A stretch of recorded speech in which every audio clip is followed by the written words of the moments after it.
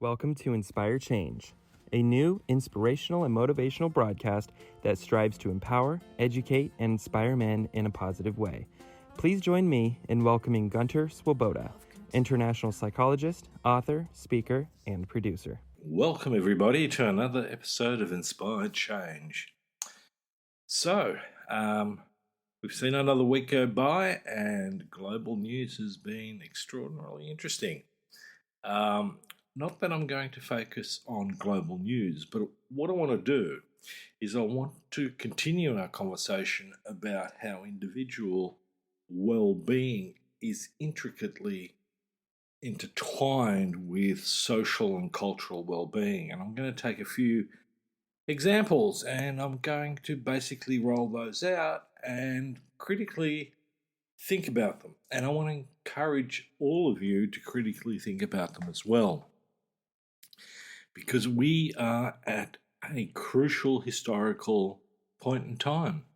We are coming collectively out of the pandemic of COVID-19 and Omicron. And I'm sure that most of us are going to experience some other issues around that sort of virus. I'm not sure that we're really done yet with that, but things look like they're seemingly are going to return back to normal as much as possible.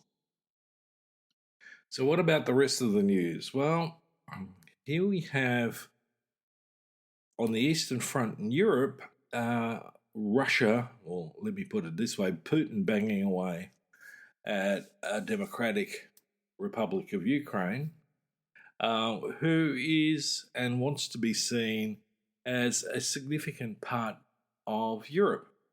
So that's one aspect of it. The other aspect is that the continuing political conflict in the United States, the UK, and in Australia is also taking place. Now, why is this relevant? Well, when we talk about the concept of well-being, one of the things that we need to consider is what takes us away from our sense of well-being. What is it that impinges on that?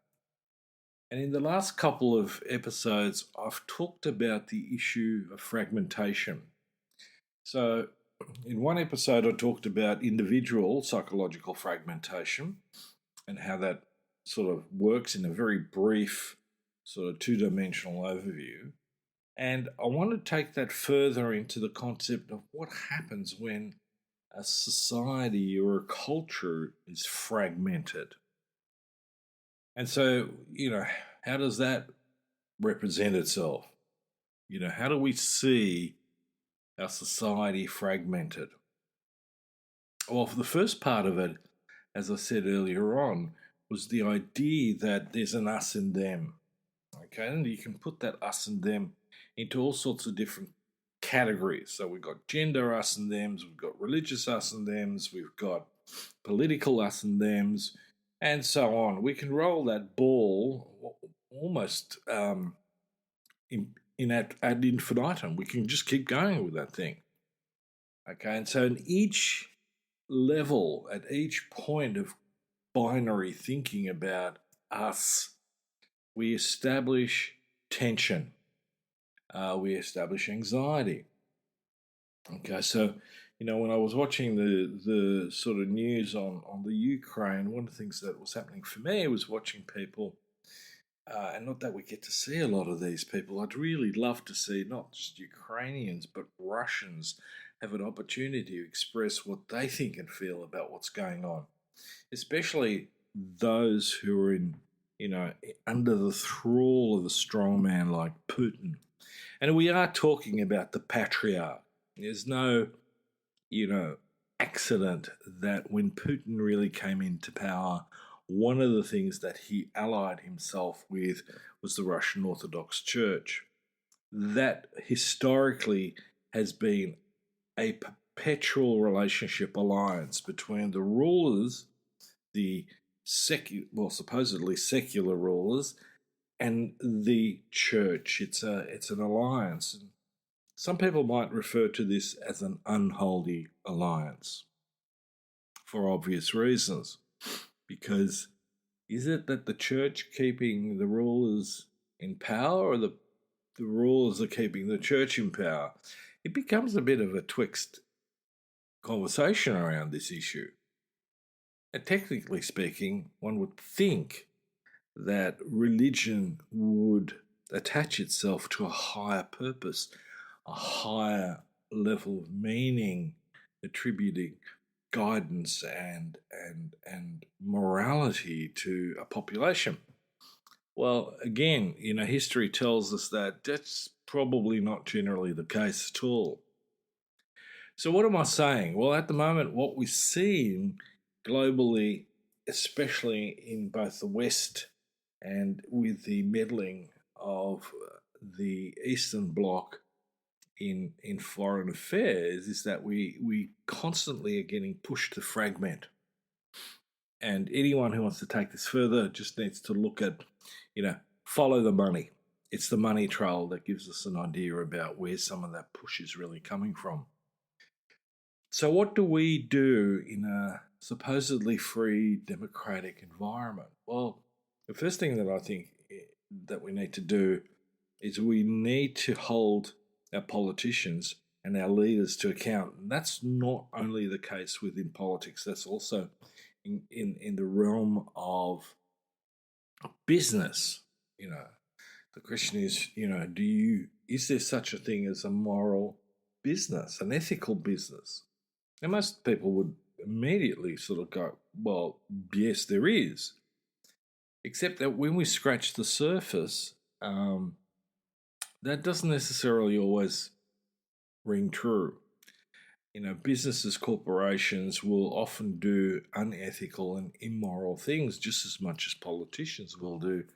One to maintain revenue and the other to maintain political power. Now, some people would argue that revenue equals political power, and we could certainly see this in places where, we're not really talking about a democracy, but we're really talking more about an oligarchy or a hegemony, or, just simply vested interest groups running politicians. And this is where politics can get really dirty.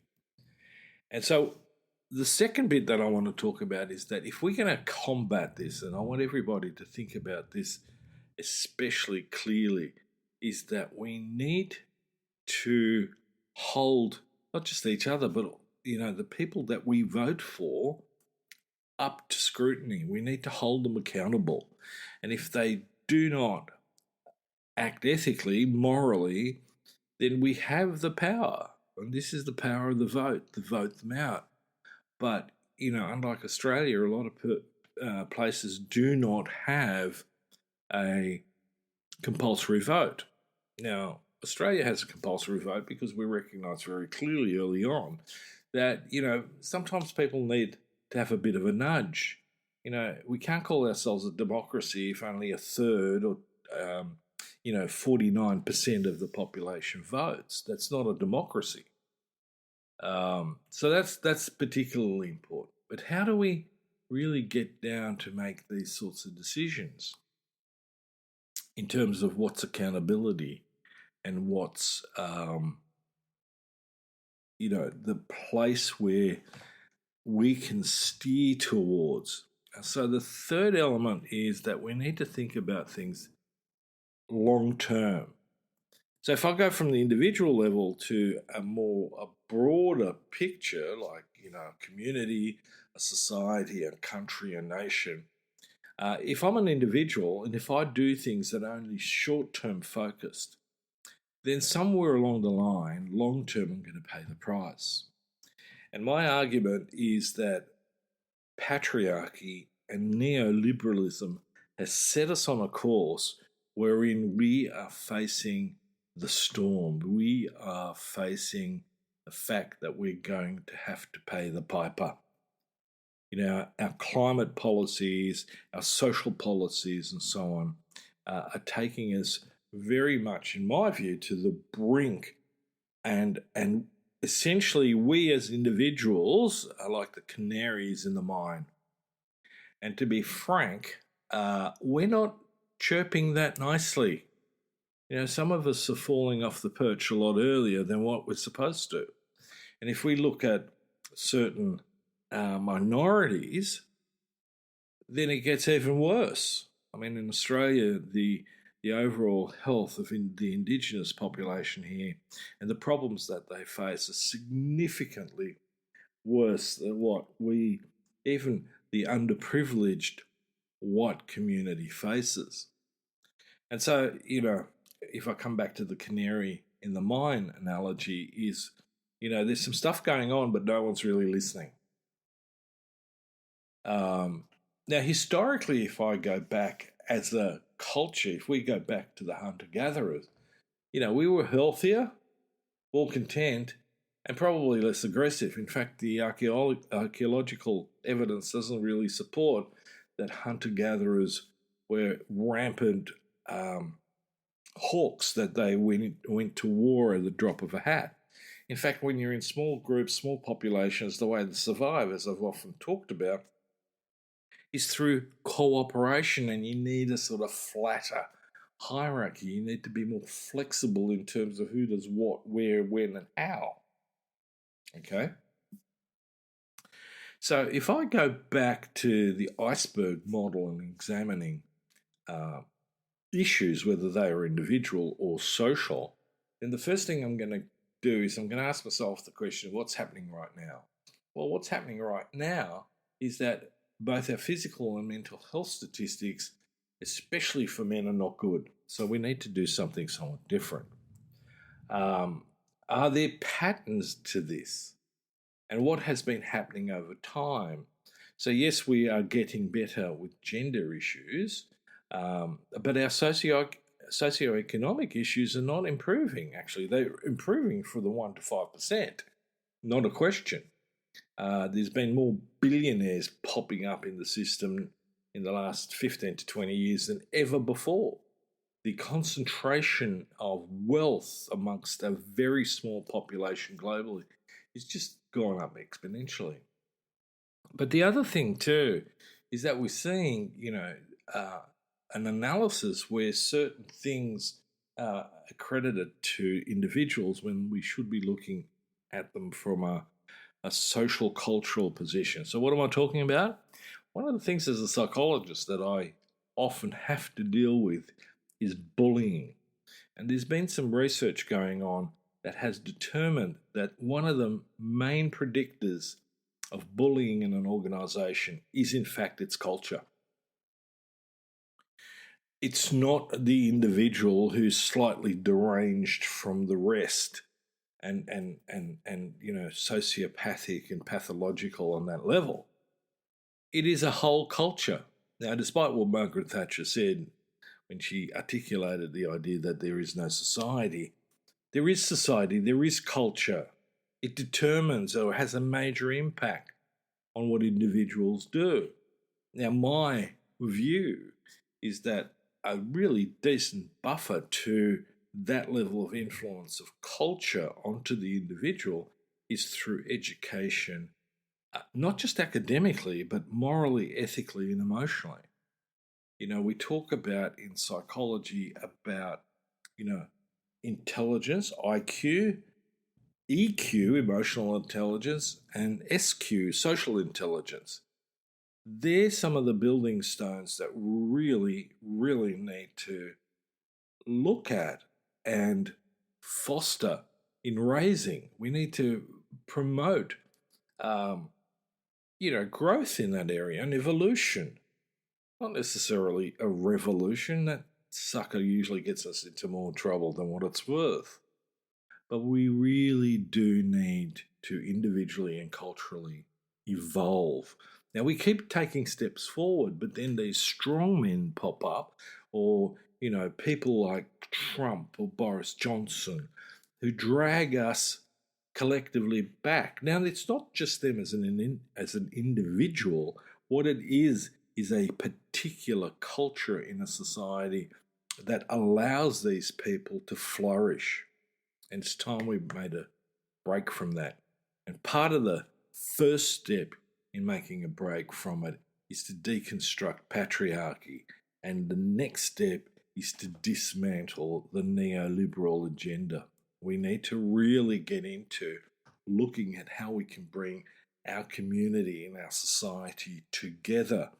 And part of that is focusing on a reasonable access to a quality of life for everybody, not just some or a few. And these days, the middle class is becoming more few than middle class major. Okay, so that's a really important thing to keep in mind. And all of us contribute to either the problem or the solution in our own way. One of the things that frustrates me with the bullying issue is that, again, I'm there, picking up with the individual, and helping them with their psychological symptoms and injury. And then they're still in this toxic environment where, now often the response is, well, we'll put them on a performance plan. Hang on a minute, the individual's not the problem. The culture's the problem. Fix the culture. And having, access to wellness programs for the individual and meditation courses and mindful courses is not a solution. In fact, it's masking the problem. As an executive in a situation like that, the moment I see a certain number of people showing signs of stress, like the canaries in the mine, I would begin to do a systemic audit. I would start to look at how we work together.